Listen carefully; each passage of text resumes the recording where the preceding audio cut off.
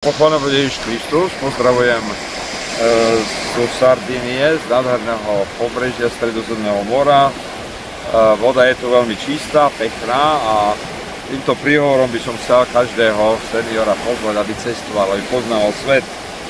Prečo máme poznávať svet? Všetkým preto, lebo nám Pán Boh zveril.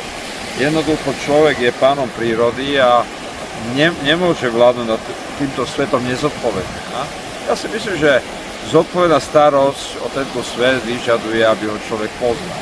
A teda, aby ho spoznával po celý život, pokiaľ môže, aby aj za mladý cestoval, samozrejme, že aj v staršom veku a určite toto je lepšia alternatíva pre našu spoločenskú životnú úroveň, ako robiť vojnu, ako devastovať túto planetu.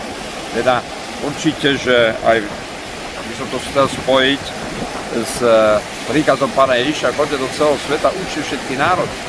Teda, aby sme išli do celého sveta, ja si myslím, že v tomto príkaze sa zhrňuje aj to, aby sme videli tento svet. Všetci apoštoli sa rozcestovali na apoštolské cesty. Myslím si, že najmä duchovní, najmä veriaci by mali skutočne veľmi intenzívne cestovať a poznať svet.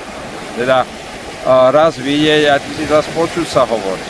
Teda o mnoho viacej človek získa, keď cestuje po planéte, keď vidí planétu, keď vidí krajiny, ktoré Pán Boh stvoril, ako keď sleduje nejaký filmový záber, alebo číta, alebo počuje. Teda tak sa najlepšie učíme, takto prichádzame do živého kontaktu s ľuďmi a predovšetkým my veriaci vidíme, že ako žije cirkev, ako odpovedajú na evanjelia ľudia okolo nás a z tohto hľadiska samozrejme, že jedna z úloh cirkvi je byť medzi tými ľuďmi, ktorí sa pohybujú.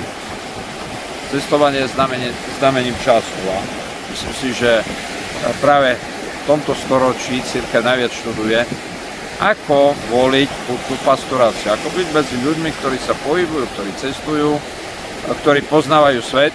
Myslím, že v prítomnosti kňaza, ktorý môže sprostredkovať sviatosti, toto cestovanie má inú príchuť, iný význam. A samozrejme, že z tohto hľadiska pozývam aj svojich spolubratov kňazov, aby cestovali, aby videli svet. Samozrejme, aby veriaci motivovali spoločnému cestovaniu a samozrejme, aby sa putná pastorácia stala skutočnou pastoráciou cirkvi. Pretože dneska viacej ľudí cestuje ako v minulosti a myslím si, že je to odvetvie putnej pastorácie, ktoré je asi, by som povedal, najzaujímavejšie z mnohých vo svete. Teda, to sú skutočné misie, kde naozaj môžeme otvorenými očami vidieť, ako cirkev žije a samozrejme zaangažovať sa každý jeden z nás.